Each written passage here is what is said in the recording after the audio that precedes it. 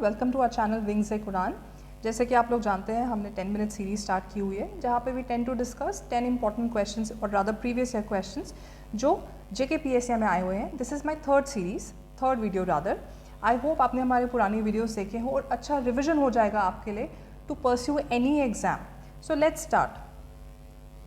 The annual report on currency and finance is published by A. Government of India, B. Reserve Bank of India, C. Ministry of Finance, D. Central Statistical Organization। हमारे live comment section खुले हैं, आप जब भी video देखें simultaneously answer type in करते रहिए, अच्छा रहेगा। अब बताइए इसका आंसर क्या है। The correct answer is RBI, Reserve Bank of India. ये एक एनुअल पब्लिकेशन है लाइक द क्वेश्चन सेज। ये क्या बात करता है, ये बेसिक आपको बताएगा इंडियन इकोनॉमी और financial system, Indian economy plus financial system के बारे में आपको बताएगा। अब considering we are already in 2023, so जो 22 और जो 23 का इसका रिपोर्ट है उसका था towards a greener India, towards a greener India. It is important. कल को आपसे अगर फिर से सवाल पूछा जाता है theme oriented, you can answer this question. Next question, where is the national research centre for women in agriculture located? National research centre for women, A Bhubaneswar, B Chennai, C Lucknow, D Batala. आप बताइए करेक्ट आंसर क्या है। The correct answer is A Bhubaneswar. Bhubaneswar किसकी capital है, जल्दी लिखिए। Yes, Orissa. ये 1996 में एस्टैब्लिश हुआ था। किसके अंडर? हम सब ने उसका नाम पढ़ा हुआ है, Indian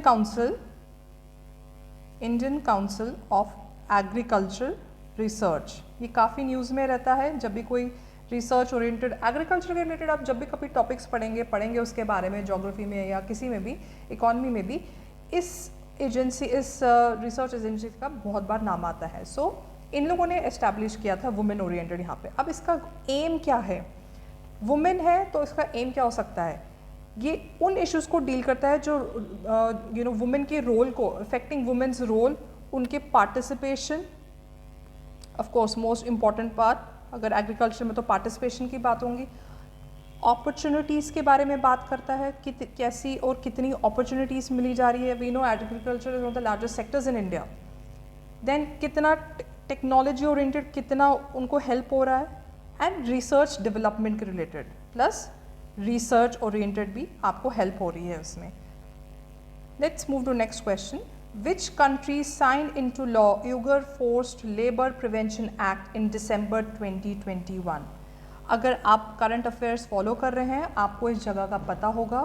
this place is in China और ये अनफॉर्चुनेट रीज़न से बहुत फेमस चल रही है, न्यूज़ में है रादर 2-3 सालों से, because of various human rights violations against the community, Muslim community in this region. अब ये आपको बताना है किस कंट्री ने ये एक लॉ साइन किया है।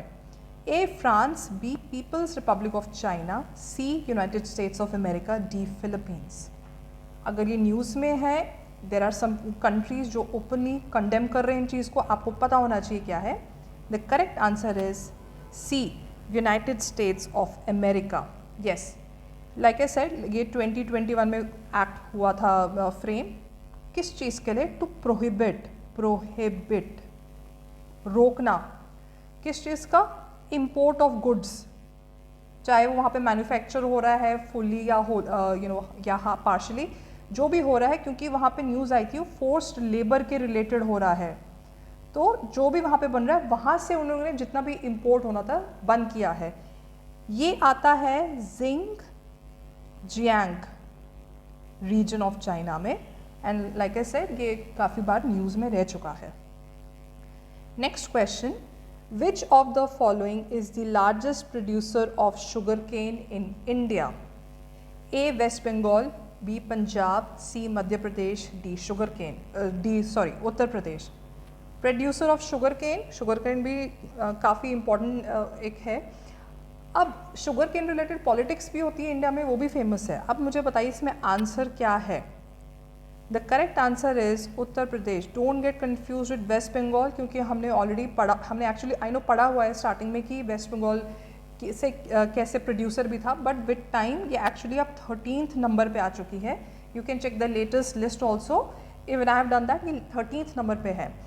UP, Maharashtra and even your Karnataka जो है ये आपका 80% कॉन्ट्रीब्यूशन करता है शुगर केन का इंडिया में. Also one more important thing, जो इंडिया है इट इज़ दी, इंडिया है second largest producer in the world. किसका? शुगर केन का. फर्स्ट कौन है आप बताइए और इसको याद करके रखिए. चले मैं बता ही देती हूँ, it's actually Brazil. Okay, next question. International day for the preservation of ozone is celebrated on. Ozone related या ओजोन लेयर रिलेटेड पहले भी क्वेश्चंस आए हैं. मैंने एक खुद प्रीवियस ईयर क्वेश्चंस में जो हमारी वीडियोस चल रही हैं उनमें डिस्कस किया हुआ है. ओजोन रिलेटेड है तो दैट मीन्स ग्लोबल वार्मिंग और क्लाइमेट चेंज के रिलेटेड सवाल आएंगे. प्लीज़ आप हमारी वो पुरानी वीडियोस देखिए, उसमें आपको सब क्वेश्चन समझ आ जाएंगे विद डिटेल एक्सप्लेनेशन. एक और क्वेश्चन अभी ओजोन का, लेट्स सी क्या है. सो अब इसका डेट क्या है? जनवरी 1, फरवरी 26, अक्टूबर 9, सितंबर 16.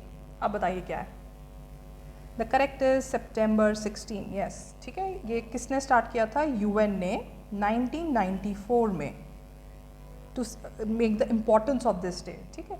अब मैं आपको लेटेस्ट बता देती हूँ, जो 2023 में ये जो ऑर्गेनाइज होएगा इंटरनेशनल, ये इसका थीम क्या रहेगा? Theme would be global cooperation protecting life on earth. Themes है, थीम्स आपको आइडिया भी देंगी किस हिसाब से हो रहा है, and it will help in your preparation also. Let's move. As per the amended first schedule of the Representation of the People Act 1956, after the passing of the Jammu Kashmir Reorganization Act 2019, how many seats in the House of People are allocated to Union Territory of J&K and UT of Ladakh? House of People आपका रहता है Lok Sabha. So don't get confused, ये कहीं वो आपका वो डिलिमिशन commission के related बात तो नहीं हो रही है, वो अभी उसके रिलेटेड सवाल नहीं है. ये हाउस ऑफ पीपल की बात कर रहा है. Jammu and Kashmir reorganisation act 2019 के रिलेटेड पहले भी सवाल आए हैं. वी हैव डिस्कस दैट हमारी पुरानी वीडियोस में, विच व्हेन आई से पुरानी वीडियो दैट मीन्स जो कल परसों हमारी अपलोड हो चुकी है. प्लीज़ उनको क्वेश्चन लिखिए, सेक्शन ओरिएंटेड आए हुए हैं, and solve those question. A 5 and 1, B 4 and 1, C 3 and 3, D 4 and 2. The correct is, थोड़ा कॉमन सेंस अगर यूज़ कर हमें पता चल जाएगा कि सी और डी एक्चुअली नहीं हो सकता है. The correct is 5 and 1. Jammu 2, Kashmir 3, and of course Ladakh में अभी 1 है. So this is the right answer. 7th question.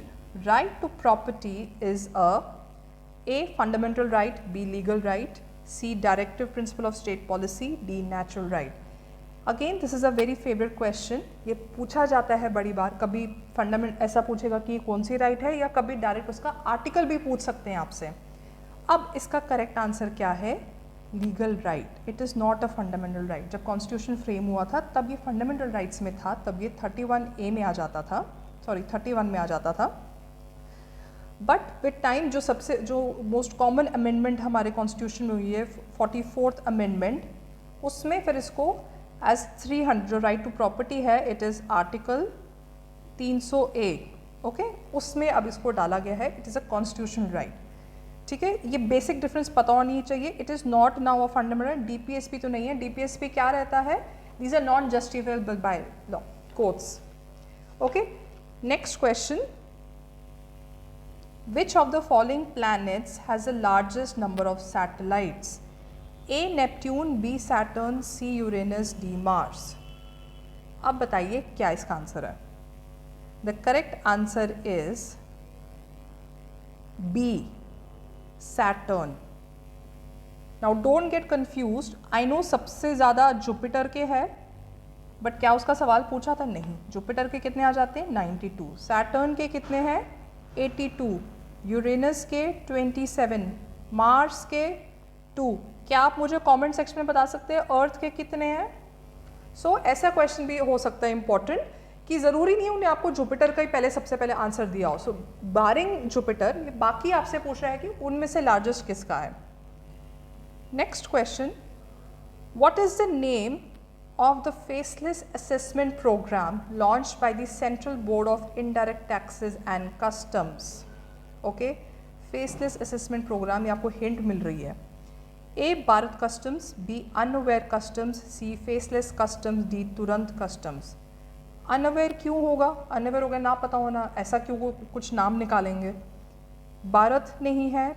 Faceless अगर यहाँ पे लिखा है तो वापस यहाँ क्यों लिखेंगे, इतना इजी क्यों रखेंगे? तुरंत. ये क्या हुआ था? ये अप्रैल 2020 में लॉन्च हुआ था. The aim is to act as faceless, to paperless also and contactless. That means pro technology ये था, सो दैट अगर ये सब चीज़ें हों तो इसका इवेंचुअल क्या गोल रिजल्ट होगा? It will reduce my time and cost. जब रिड्यूस टाइम एंड कॉस्ट हो गया फॉर किन के लिए? फॉर ऑफकोर्स इम्पोर्टर्स, एक्सपोर्टर्स, जो भी हैं उनके लिए जब टाइम कम हो गया, this will improve India's ranking in ease of doing business. Ease of doing business ये बहुत फेमस रहता है, न्यूज़ में आता रहता है साल में काफ़ी बार. ईज ऑफ डूइंग बिजनेस में आप ये भी चेक कर सकते हैं कि इंडिया के करंट रैंक क्या है, कितना इम्प्रूव हुआ है. So all these things help in that. Okay, next question, what does democratic nation mean? A, people elect their rulers and hold them accountable. B, citizens cannot be discriminated on any grounds. C, the unreasonable restrictions on citizens to what to think and act. D, citizens can follow a religion of their choice. Democratic nation की बात करते हैं, that mean democracy की बात करते हैं, of the people, for the people, by the people. That means the power, जो main power है किस में है? People. We the people of India, हम में पावर है. मेरे को नहीं ये पसंद, with my vote I can change, I can get a change in the power जो मेरे को रिप्रेजेंट करेगा पार्लियामेंट में या असेंबली में. अब the correct answer is A, people elect their rulers and hold them accountable.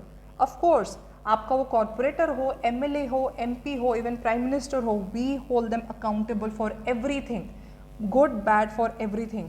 जो बाकी के ये ऑप्शंस है दे आर ऑटोमेटिकली आपका डेमोक्रेसी ओरिएंटेड क्वेश्चन है. दैट मीन्स डेमोक्रेसी में अगर ये ना हो तो बाकी तीन पॉसिबल नहीं है. देखो, citizens can not be discriminated on any grounds, of course this is also part of democracy, but this is the actual meaning. जो ए है this is the actual meaning, उसके बाद ये सब्सिक्वेंट फॉलो करता है. No unreasonable restrictions on citizens to what to think and act. मैं जैसा सोचना चाहती हूँ मैं सोच सकती हूँ, नोबडी कैन स्टॉप मी, ना मेरे एक्शन को. And citizens can follow a religion of their choice, nobody can stop me, ना आपको ना मेरे को, कि मेरे को कौन सा रिलीजन चूज करना है और उस हिसाब से रहना है. Okay, so these are the 10 questions. I hope this helps you. आप हमारी वीडियो देखते रहिए. Thank you so much.